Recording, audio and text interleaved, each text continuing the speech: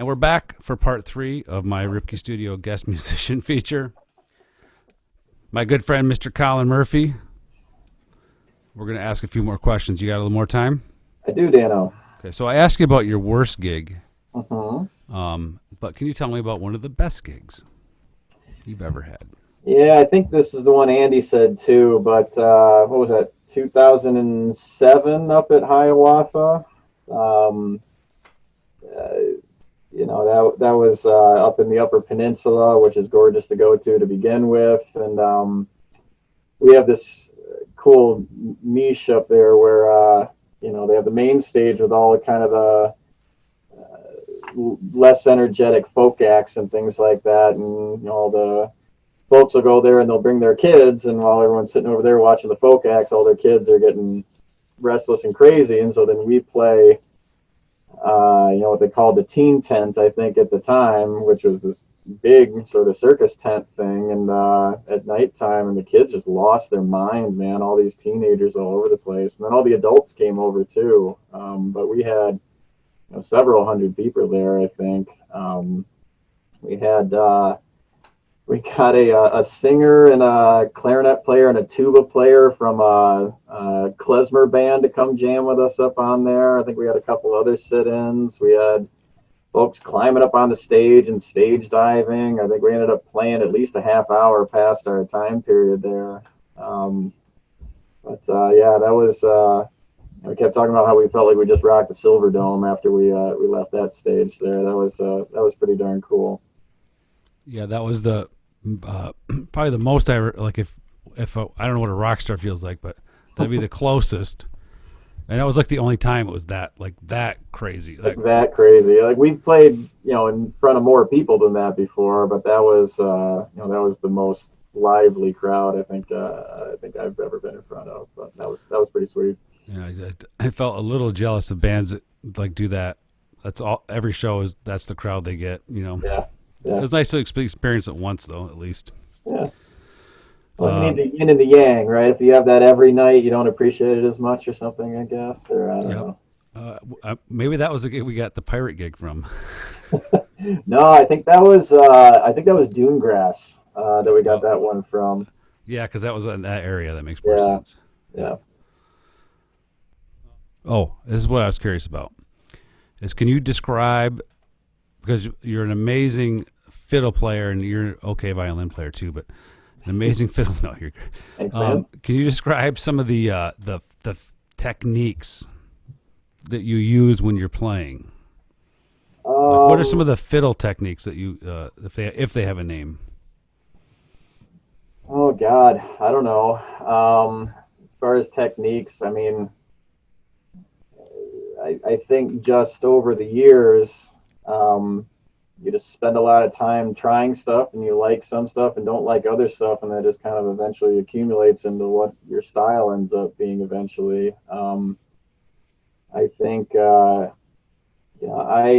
just have a ton of fun bringing a lot of aggressive energy into playing and things like that. And so, on the fiddle, usually that means I'm playing, 2 strings at once, a lot of double stops to kind of make the sound a little bit bigger and things like that. I'll do a lot of kind of flashy runs because I can usually play fast enough and they're kind of cool and fun. But as I get older, I kind of try to back off of that more and more and really focus in on, more meaningful melodies and things like that. One of the things that's been fun to kind of think about and over time is how do you really develop like an improvisational solo, or how do you come up with an idea over time and really have a story arc to what you're doing with this piece of time you're given to step out and do something in a song. So I don't know about any specific techniques or anything like that, but I don't know. It's just time and practice, I think. Yeah. Well, one thing that I've been telling other violinists I play with, and you know who you are if you're watching this, is listen to Colin play. So like when we're playing and I'm going, even if it's just 2 of us, and I'm going into a solo, you provide the backbone, probably with double stops, Yeah. For the harmonic progression. So there's something to play against. Because Yeah. when the everything drops out all of a sudden, the solo just falls flat right away. That is So one yeah, thing I like doing a lot is like, with sax players or horn players in jazz, like when they're not playing, they'll just step out totally. But, if I'm playing with you or, lots of other folks, there's a lot you can do to have it be almost like a rhythm guitar type supporting yep. instrument in the back and things like that. And really listening to the group and finding the right fit for the band there and things like that. Yeah, so I don't know what like the difference might be is your background like your parents in the bluegrass setting where everybody's playing and filling a role, Hmm. and then you get your chance to show off. Yeah. And a lot of bluegrass pickers on any instrument can show off, that's for sure. Hmm. But yeah, so you especially well kind of hit the melodies when they need to be there and support the soloist. And then you say we're trying to restrain yourself more in solos, but you still know the points in those songs when the jam is just doing something intense to let those loose. Yeah. Like I know there's a few tunes where we can always push you and you'll be blazing, and then you bring it back down when it's supposed to come down. Uh, Yep. if you build like a set, maybe there's like one part in a set where you really let loose or something like that. You don't want to overdo it, or you want to make sure there's still interesting stuff to listen to and everything like Yep. that. I think it's key to it's just listening to the other music. Listen to what's going on always. Yeah. Yep. Right. And that's what it took me a while to learn. That is just always finding a spot in the music that's not being played right now. Just Yep. find a voicing that's lower or higher, or get out of the way, and always push the other musicians to sound better because Hmm. it makes the whole thing sound better. Well, Hmm. speaking of that, Hmm. I break this question into two parts. The first part is, can you describe the ideal bandmate? The second part is the ideal musician. So bandmate is like someone you have to work with this person and you're going to perform with them. Yeah. What are some characteristics you look for? Um, I think, kind of like I talked about before, finding musicians to play with who are, number one, awesome. Um, and number two, unselfish. And I think number three, really have a knack for listening to the group as a whole and really playing more for the band than maybe what they think is interesting to play on their instruments there and things like that. Yep. So I would say that's probably the short list of what's best on someone to play with in a band. I think. Yep. Yep. Yeah, it's just those are things like when you're a teenager, you tend to be the flashy player. You want to show the girls how you can solo. You got a lot to prove when Yeah, you and haven't then done it yet, right? yep, and then you hear like a really good musician who's older and maybe not older. It could be young too, but they're really playing the music and playing for the music, Yeah. and you're like, oh, okay, there's a whole new level Yeah. to this. Yep. So would that be anything different you could say about the ideal musician? I mean, just being awesome, right?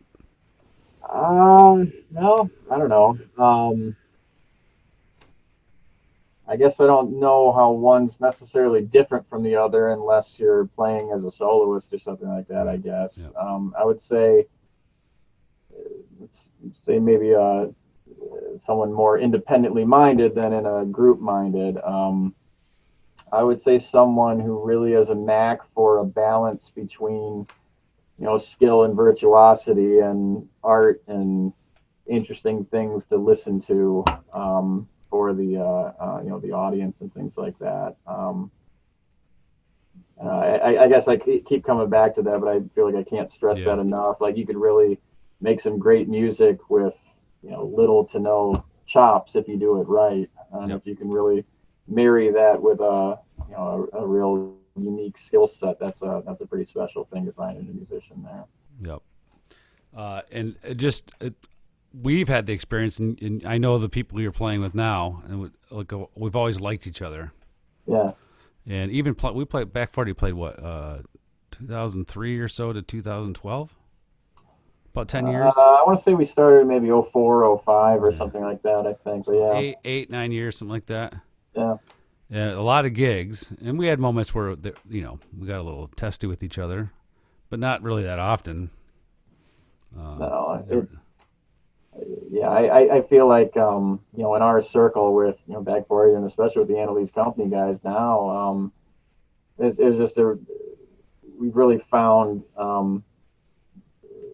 folks with that mindset, right, where they're everyone's really conscious of one another. We're really more about the collaborative end product than kind of individual goals, and we're mostly not jerks, I'd like to say, for the most part, too. Right, I think that probably works out well. But. Yeah. And we're all still friends. We didn't break up because, we had a spat, and we're like, let's do something different. Yeah. And then when we started, I had Dorian, so we had one kid in the band officially. Yep. And what do we have now? Amongst the band. You got two. Yep. I got 3. Andy's got 2. Jeff's got 2. John's got 1. I think Trey. I think Nikki's certainly part of the band family too, and so I think Trey counts in. So is that 11? 11. Yeah. And Trey was at the gigs and stuff. He would probably be the second one, actually. Yeah, because he was at the gigs. He was at the Hiawatha show. He was with us when he was a kid, all along. So yeah, definitely Trey.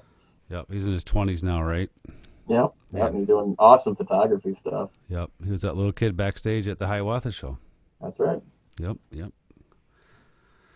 I think I went through all my questions, and my game sucks, so I'm sorry. I need I don't have a. I got to mix it up, right? Well, I need a separate person to run extra board stuff, but I'm not there yet. But anything you want to add? Anything you want to chat about? How are you liking being bald? It's cold. I noticed that right after I did it, everything felt about 10 degrees colder. And, yeah.